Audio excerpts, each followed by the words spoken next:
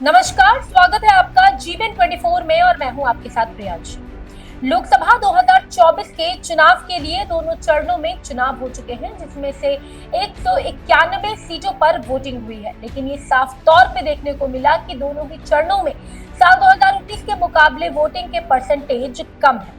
कौन सी पार्टी इस बार सत्ता में आएगी तो चुनाव के नतीजे ही बता पाएंगे। मोदी की गारंटी का डंका बजेगा या फिर राहुल गांधी की भारत जोड़ो न्याय यात्रा से उनको फायदा मिलेगा, ये देखना काफी दिलचस्प होगा। धर्म आरक्षण, गरीबी, भ्रष्टाचार एक्सेट्रा एक्सेट्रा, इन सभी मुद्दों पर भारतीय जनता पार्टी को या फिर कहें कि केंद्र सरकार को विपक्ष घेरे में लेते हुए नजर आ रही है। लेकिन क्या पब्लिक पर इसका असर पड़ेगा या फिर इस बार 400 पार के नारे के साथ मोदी उसी तरह का जोश 2019 में जैसा उन्होंने दिखाया था, क्या उसी प्रकार का जोश इस चुनाव में दिखा पाएंगे या नहीं, ये भी देखना काफी दिलचस्प होगा।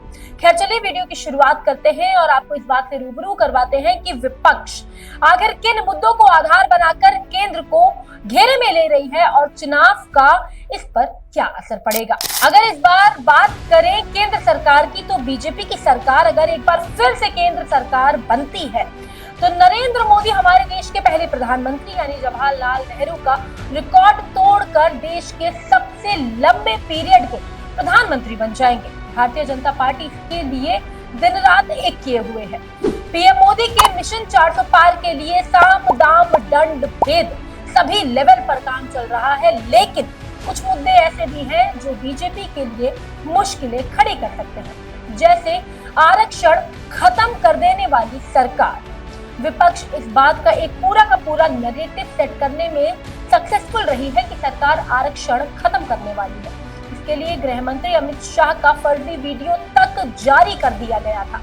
मामला इतना संवेदनशील हो गया कि तेलंगाना की सीएम रेवंत रेड्डी के खिलाफ फर्जी वीडियो जारी करने का मामला भी दर्ज हो गया।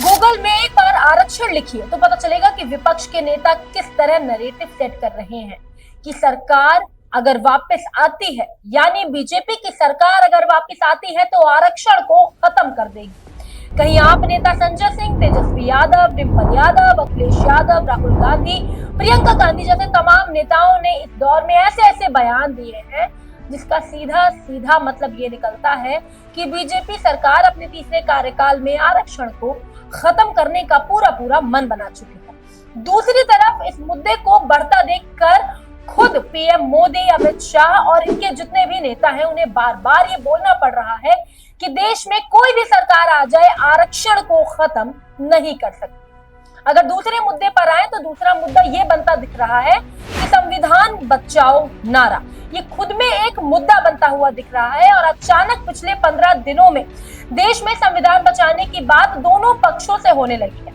एक तरफ इंडिया गठबंधन ये नैरेटिव सेट कर रहा है कि बीजेपी 400 पार का नारा इसीलिए लगा रही है कि देश में बहुत से कानूनों को बदला जा सके। विपक्ष ने बहुत ही चालाक तरीके से इस बात को आम जनता के बीच फैला दिया है।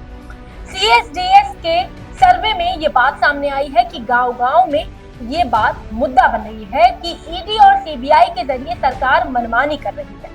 यहाँ तक कि विपक्ष ने बहुत अनैतिक तरीके से ये बात भी फैलाई है कि अगर बीजेपी सरकार वापस आती है तो देश में दोबारा चुनाव नहीं होंगे, जबकि ऐसी बातें आज के दौर में किसी भी दल के लिए संभव नहीं है। पर सबसे बड़ी बात यह है कि जनता इन बातों से अफेक्ट हो रही है। इस मुद्दे पर बीजेपी के नेता भी बार बार ये कहते हुए नजर आ रहे हैं कि अगर विपक्ष की सरकार बनती है तो अनुसूचित जातियों और पिछड़ों के आरक्षण में मुस्लिम लोगों को भी हिस्सा दे दिया जाएगा। अब अगर अगले मुद्दे की बात करें तो अगला मुद्दा है जेडीएस नेता रेवन्ना का सेक्स स्कैंडल।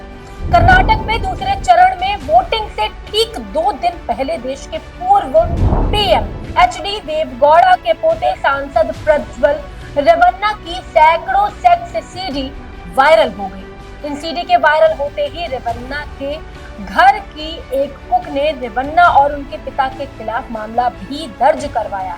बताया जा रहा है कि सैकड़ों महिलाओं के साथ इन वीडियो क्लिप में खुद रेवन्ना दिखाई दे रहे हैं और खुद उन्होंने ही ये वीडियो शूट किया है।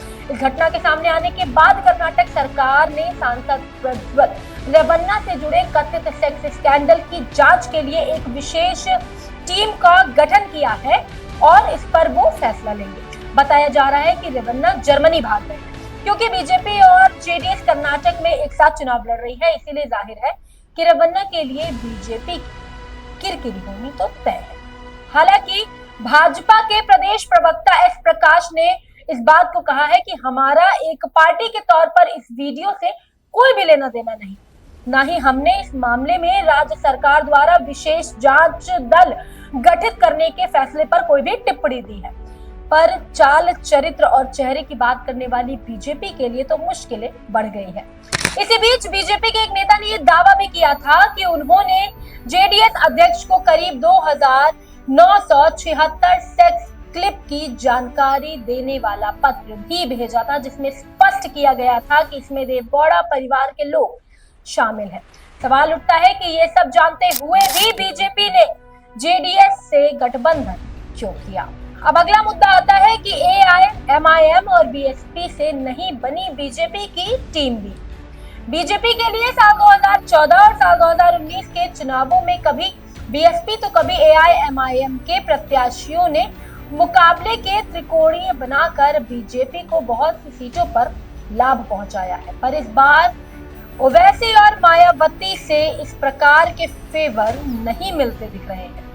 विपक्ष इन दिनों नेताओं पर बीजेपी की टीम बी होने का आरोप लगाता रहा, पर इस बार ये दोनों फैक्टर गायब है। ओवैसी ने पहले कहा था कि वो यूपी में 34 और बिहार में 40 प्रत्याशी खड़े करेंगे, पर अब एआईएमआईएम का केवल एक प्रत्याशी बिहार के किशनगंज में दिख रहा है। उसी तरह बीएसपी पश्चिमी यूपी से लेकर पूर्वी यूपी तक करीब 1.5 दर्जन उम्मीदवार ऐसे खड़े कर चुका है जो सीधे तौर पर बीजेपी को नुकसान पहुंचा रहे हैं। अगला मुद्दा आता है 400 पार का फील गुड। आपको बता दें कि बीजेपी का 400 पार का जो नारा है वो खुद उल्टा पड़ता हुआ नजर आ रहा है। एक तो इसका संदेश ये गया है कि बीजेपी को इतनी सीटें आती हैं तो ये सत्ता को निरंकुश बना सकती है। दूसरे, भारतीय जनता पार्टी के कार्यकर्ता और कट्टर समर्थकों में इस नारे के लिए चलते फील गुड जैसा भाव आ गया है और इसी के चलते बहुत से लोग ये मान कर चलते हैं कि बीजेपी ही जीत रही है। इसी भाव के चलते बहुत से बीजेपी के वोटर मतदान केंद्र पहुंचे ही नहीं। उन्हें ये लग रहा है कि बीजेपी जीत रही है, उनके एक वोट देने से क्या होने वाला है। बीजेपी के लिए ये बिल्कुल 2004 वाली बात हो गई, जब पूरे देश को ये लग रहा था कि एनडीए की सरकार वापसी आएगी। यहाँ तक कि उस समय विपक्ष ने भी सपने में भी नहीं सोचा होगा कि एनडीए की सरकार नहीं बन पाएगी। बहुत कुछ वैसी ही सिचुएशन एक बार फिर से बनती हुई नजर आ रही है। आखिरी मुद्दे की अगर हम इस वीडियो में बात करें तो वो मुद्दा होगा राजपूतों की नाराजगी। राजपूत बीजेपी के हेड कोर वोटर्स रहे, पर इस बार गुजरात, राजस्थान और यूपी में इस समुदाय में असंतोष देखा जा रहा है। पहले और दूसरे चरण की वोटिंग के दौरान उत्तर प्रदेश में राजपूत बहुल्य वाले गाजियाबाद और नोएडा सबसे कम वोटिंग परसेंटेज शायद इसी का सबसे बड़ा सबूत है। पहले चरण में भी मुजफ्फरनगर और भी जितने आसपास के इलाके हैं वहां पर राजपूतों की नाराजगी साफ तौर पे देखी जा सकती है। राजपूतों को मनाने के लिए यूपी ने इसी समुदाय के दो कद्दावर नेताओं रक्षा मंत्री राजनाथ सिंह और उत्तर प्रदेश के सीएम योगी आदित्यनाथ को पार्टी में लगाया था, पर इसका कोई भी फायदा नहीं दिखाई दे रहा है। अब क्या ये मुद्दे जो विपक्ष चुनाव के दौरान उठा रहा है और केंद्र सरकार को आड़े हाथों ले रहा है, उसका मोदी सरकार पर कोई असर होगा? क्या इस बार बीजेपी को केंद्र में आने से ये मुद्दे रोक पाएंगे? खैर, इंतजार है तो चुनावी नतीजों में तारीख का। अभी के लिए फिलहाल इस वीडियो में इतना ही, लेकिन ऐसे ही राजनीतिक अपडेट्स को जानने के लिए आप देखते रहिए जीवन 24।